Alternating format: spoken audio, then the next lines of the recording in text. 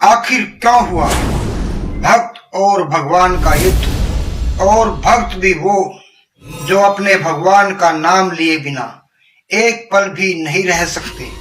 हर पल, हर क्षण, हर घड़ी अपने भगवान का नाम जपते रहते हैं। जी हाँ, हम बात करते हैं भक्त शिरोमणि हनुमान जी की और उनके स्वामी प्रभु श्री राम जी की। हनुमान जी प्रभु श्री राम जी के लिए अपनी जान भी न्यौछावर करने के लिए हर पल तैयार रहते हैं।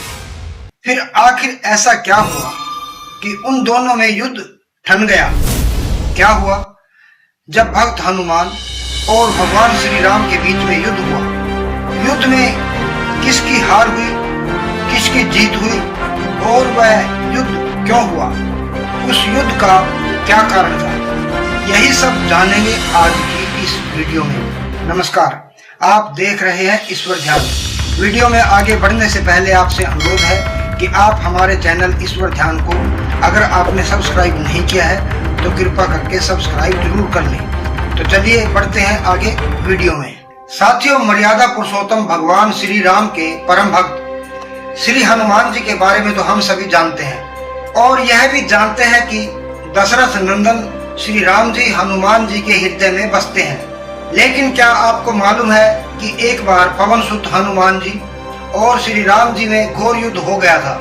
हो सके आपको ये बात सुनकर बहुत ही आश्चर्य हो, लेकिन यह बिल्कुल एक सत्य घटना है जिसका जिक्र हमारे पुराणों में और श्री राम कथा में भी सुनने पढ़ने को मिल जाता है। लेकिन इससे भी ज्यादा हैरान करने वाली बात यह है कि पवन सुत जब श्री राम जी से लड़ने के लिए तैयार हुए तो उन्होंने सौगंध भी मर्यादा पुरुषोत्तम भगवान की ही ली थी।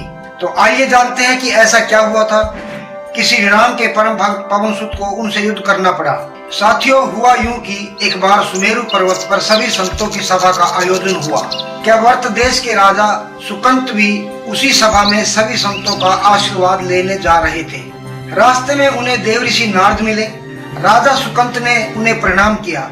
इस पर श्री नारद जी ने उन्हें आशीर्वाद देकर यात्रा का प्रायोजन पूछा। राजा सुकंत ने उन्हें संत सभा के आयोजन की बात बताई। इस पर नारद मुनि ने कहा कि अच्छा है, संतों की सभा में जरूर जाना चाहिए। ऐसा कहकर सुकंत को जाने का आदेश दिया। सुकंत जैसे ही सभा में जाने के लिए प्रस्थान करने लगे, वैसे ही नारद जी ने उन्हें आवाज दी। इसके बाद कहा कि जिस सभा में तुम जा रहे हो उसमें सभी को प्रणाम करना, लेकिन ऋषि विश्वामित्र को बिल्कुल भी अभिवादन मत करना। इस पर सुकंत ने पूछा कि यह तो उचित नहीं है। तब श्री नारद जी ने कहा कि तुम भी तो राजा थे और वो पहले राजा थे, अब संत हो गए तो क्या है, मत करना उनको प्रणाम। राजा सुकंत ने ठीक ऐसा ही किया। सभा के समाप्त होते ही विश्वामित्र जी श्री राम जी से मिलने पहुंचे।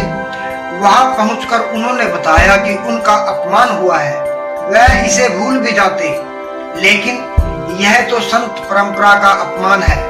राम जी ने पूछा कि गुरुजी क्या हुआ? तब विश्वामित्र जी ने कहा कि मेरा अपमान हुआ है। राम जी ने पूछा कि आपका अपमान किसने किया है?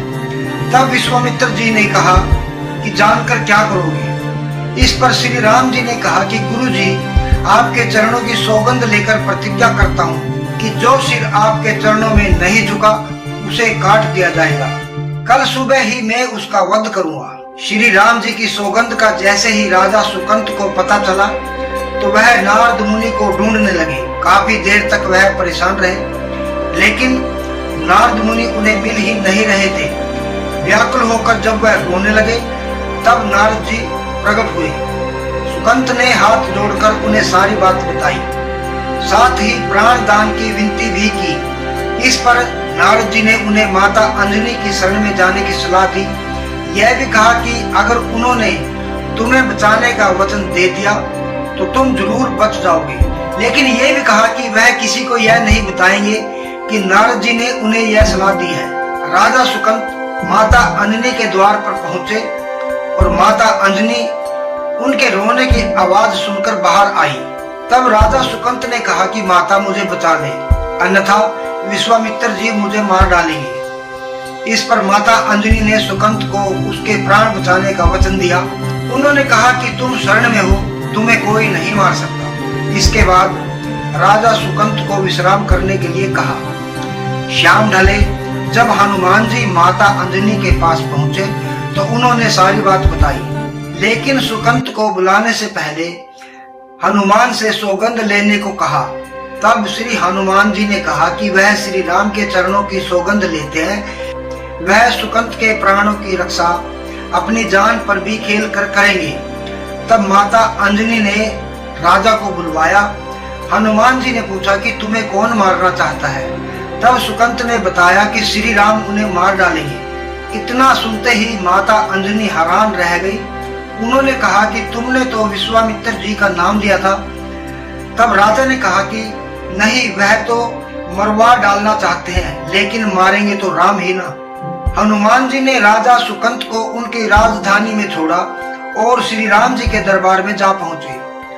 वहां पहुंचकर उन्होंने राम जी से पूछा कि वह कहाँ जा रहे हैं।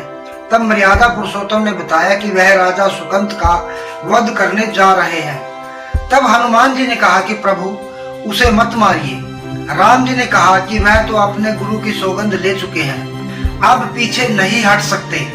हनुमान जी ने कहा कि प्रभु, मैंने उनके प्राणों की रक्षा के लिए अपने इष्ट देव यानी कि आपकी सौगंध भी ली है। तब राम जी कहते हैं कि ठीक है, तुम अपना वचन निभाओ, मैं तो उसे अवश्य मारूंगा। हनुमान जी राजा सुकंत को लेकर पर्वत पर जा पहुंचे और राम नाम का कीर्तन करने के लिए बोला और स्वयं भी राम नाम का कीर्तन करने लगे। उधर राम जी राजा सुकंत को मारने के लिए उनकी राजधानी पहुंचे, लेकिन वो वहां नहीं मिले तो वह उन्हें ढूंढते हुए पर्वत पर जा पहुंचे। वहां हनुमान राम मंत्र का जाप कर रहे थे। राम जी को देखते ही सुकंत डर गए। उन्होंने कहा कि अब तो राम जी उसे मार ही डालेंगे। वह बार बार हनुमान जी से पूछते हैं कि वो बच जाएंगे या नहीं। तब उन्होंने कहा कि राम मंत्र का जप करते रहो और निश्चिंत रहो, भगवान नाम पर पूरा भरोसा रखो, भगवान नाम पर पूरा विश्वास रखो। लेकिन वह काफी डरे हुए थे, तो हनुमान जी ने सुकंत को राम मंत्र के घेरे में बिठा दिया। इसके बाद राम नाम जपने लगे। राम जी ने राजा सुकंत को देखकर जब बाण चलाना शुरू किया तो वह राम नाम के मंत्र के आगे विफल हो जाते। राम जी हताश हो गए कि क्या करें। यह दृश्य देखकर श्री लक्ष्मण जी को लगा कि हनुमान जी भगवान राम को परेशान कर रहे हैं। उन्होंने स्वयं ही हनुमान जी पर बाण चला दिया, लेकिन ये क्या, उस बाण से पवन सुत के बजाय श्री राम जी मूर्छित हो गए। यह देखते ही लक्ष्मण जी दौड़ पड़े और देखते हैं कि बाण तो हनुमान जी पर चलाया था, लेकिन मूर्छित श्री राम जी हो गए। ये कैसे हुआ? तब उन्होंने देखा कि पवन सुत के हृदय में तो श्री राम जी बसते हैं। राम जी जैसे ही होश में आए, वह हनुमान जी की ओर दौड़े। उन्होंने देखा कि उनकी छाती से रक्त बह रहा है। वह हनुमान जी का दर्द देख नहीं पा रहे थे। वह बार बार उनकी छाती पर हाथ रखते और आंखें बंद कर लेते। पवन सुत को होश आया तो उन्होंने देखा कि राम जी आंखें बंद करके हनुमान जी की छाती पर बार बार हाथ रखते हैं, फिर हनुमान जी के सिर पर हाथ फेरते हैं। तब पवन सुत ने सुकंत को पीछे से निकाला और उसे अपनी गोद में बिठा लिया। तभी राम ने फिर से हनुमान जी के माथे पर हाथ फेरा, लेकिन इस बार वहां पवन सुत की जगह राजा सुकंत थे। राम जी मुस्कुराए। तब हनुमान जी बोल उठे कि नाथ, अब तो आपने इनके सिर पर हाथ रख दिया है, अब तो सब कुछ आपके हाथ में है, इसकी मृत्यु भी और जीवन भी। आप ही सुकंत के जीवन की रक्षा करें। राम जी ने हनुमान जी से कहा कि जिसे तुम अपनी गोद में बिठा लो, उसके सिर पर तो मुझे हाथ रखना ही पड़ेगा, लेकिन गुरु जी को क्या जवाब देंगे। तभी हनुमान जी को विश्वामित्र जी सामने से आते दिखाई पड़े। उन्होंने राजा सुकंत से कहा कि जाओ। तब प्रणाम नहीं किया तो क्या हुआ, अब कर लो। राजा ने दौड़कर विश्वामित्र जी का अभिवादन किया। वह भी प्रसन्न हो गए और बोले कि राम, इसे क्षमा कर दो। मैंने तो इसे क्षमा कर दिया है, क्योंकि संत का काम मिटाना नहीं है बल्कि सुधारना होता है। यह सुधर भी गया है उन्होंने सुकंत से पूछा कि संत का सम्मान न करने की सलाह तुम्हें किस कुसंग से मिली। राजा सुकंत विश्वामित्र जी से कुछ कहते कि इससे पहले नारद मुनि प्रकट हो गए। उन्होंने सारी घटना कह सुनाई। तब विश्वामित्र जी ने पूछा कि नारद, तुमने ऐसी सलाह क्यों दी। तब नारद जी ने कहा कि अक्सर ही लोग मुझसे पूछते थे कि राम बढ़े या राम का नाम, तो मैंने सोचा कि क्यों ना कोई ऐसी लीला की जाए कि जिससे लोग अपने आप ही समझ ले कि भगवान से अधिक भगवान के नाम की महिमा है। तो साथियों, ये था एक प्रसंग जो राम कथा से है। आशा है आपको ये अवश्य पसंद आएगा। अगर आपको ये वीडियो अच्छी लगी तो कृपा करके एक लाइक जरूर कर देना। हमारे चैनल को सब्सक्राइब भी जरूर कर लेना। मिलते हैं इसी प्रकार की एक और वीडियो में। तब तक के लिए जय श्री राम, जय हनुमान, जय माता की।